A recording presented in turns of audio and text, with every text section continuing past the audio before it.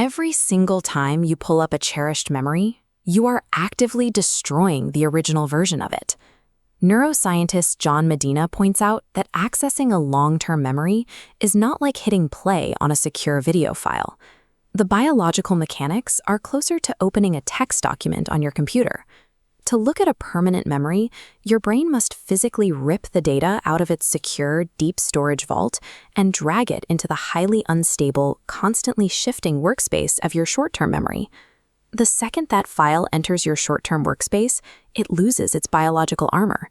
It is now completely exposed and vulnerable to permanent alteration. While that file sits open, your current environment bleeds into it.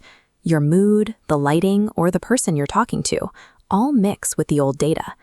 When you're done reminiscing, your brain performs a biological save as. It overwrites the old file with this new hybrid version. You are unconsciously rewriting your own personal history every single time you reflect on it. This is a built-in biological flaw, a blind spot in our neurology that the vast majority of people will live their entire lives without ever realizing. Nostalgia is an illusion. The act of looking back at who you used to be is exactly what erases the person you actually were. We can see this aggressive purging process in action by looking at historical educational data. This chart overlays the standard classroom environment with a stark reality. Within 30 short days of learning new material, students forget 90% of it. This rapid decay represents the standard scientific paradigm for how human brains discard excess data to stay efficient. By default, your mind is a leaking vessel, designed to purge the past just to survive the demands of the present.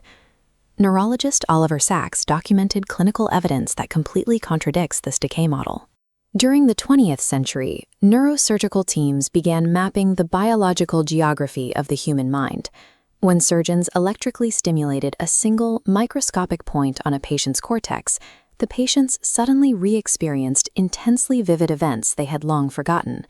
Sacks described these as fossilized memory sequences, perfect, unedited, high-definition replays of highly specific moments. Sacks hypothesized that the brain actually maintains a flawless, indelible record of absolutely everything you have ever experienced, locked deep inside the cortex. This creates an irreconcilable paradox.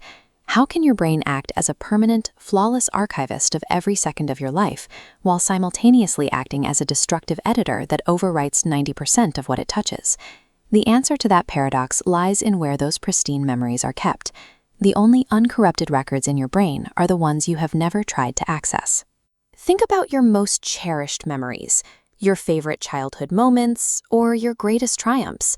Because you love those memories, you drag them out of the vault and into your short-term workspace constantly, which means those specific files are the ones you have overwritten the most times.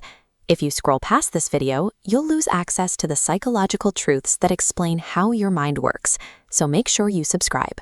The more you cherish and replay a memory, the more often you overwrite the data.